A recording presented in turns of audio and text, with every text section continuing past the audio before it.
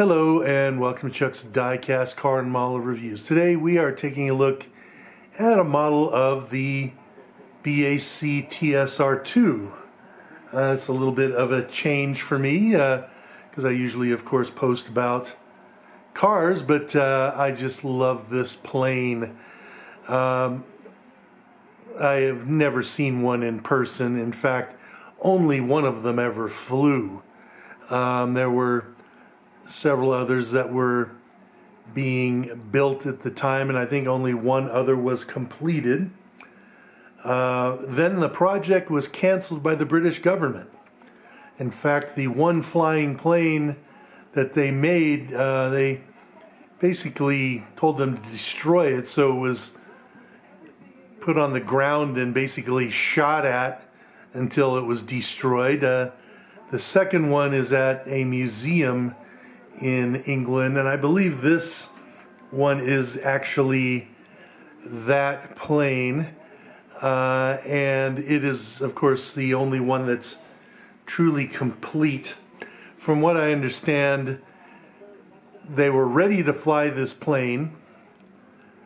The pilots went out for lunch. They came back from lunch and they said the program's been canceled, you can't fly the plane. So it never actually flew. But this is a really neat plane. It's the term TSR means it was meant for what's called tactical strike and reconnaissance. It was a Mach 2 basically fighter bomber, but it was designed to be one of the first low-level attack bombers. It had, like terrain following radar and all that stuff. Problem was, it was really expensive. It was running,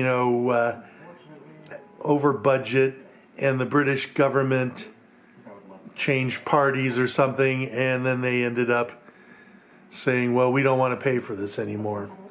But yeah, let's go ahead and take a look at this plane.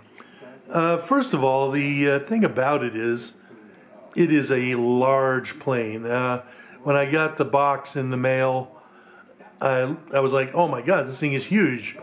In fact, let me go ahead and put it here in comparison to a modern F-35. And you'll see just how large it is. I mean, it's, I guess it would be comparable in size to the old F-111, but yeah, it is a large plane. Of course, it needed to be to have the fuel to have long-range strike capabilities. It was also designed to operate from rough airfields, in case of war, which is why it has this kind of funky tandem landing gear arrangement. From what I understand, they did have problems with the landing gear, like vibrating or something like that. But apparently that was also fixed as well. I do like the fact that it just is as large as it is, but it has these small wings with the drooping wingtips, and I think that looks really, really neat.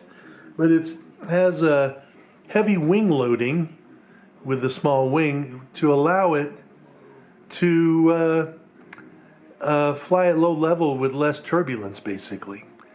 The engines that it has are two, I believe, Olympus jet engines. The engine may sound familiar to you because 4 of them were used in the Concorde. So that was the other problem with this plane, is it did have some teething problems with these new engines, which of course they had ironed out by the time the Concorde flew. So yeah, let's go ahead and take a look, a little bit closer at this model. It is very well made. You can see, the panel lines look really good. The decals all look really nice. The detailing on the landing gear looks really good as well. cockpit and all that stuff looks fantastic. Underneath here you can see the bomb bay, which unfortunately does not open, but all of that looks really, really lovely. This landing gear is actually really sturdy. It is a heavy plane model, and so basically it has to be sturdy. I think it may even be metal, but I'm not sure. Here are the two Olympus jet engines, and you can see there's not really much detail inside there, but let me go ahead and bring a little bit of light to you there. You can see some stuff in there, but that all looks pretty nice as well. But yeah, I really, really do like this model. I love this plane. It's just so, like I said, Thunderbirds or sci-fi looking and all that stuff.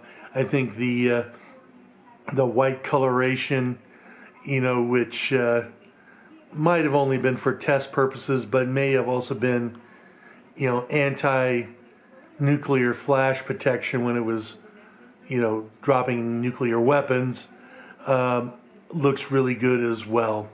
So that is my review here of the BAC TSR2. I hope you enjoyed it, and if so, please go ahead and like and subscribe. Have a great day.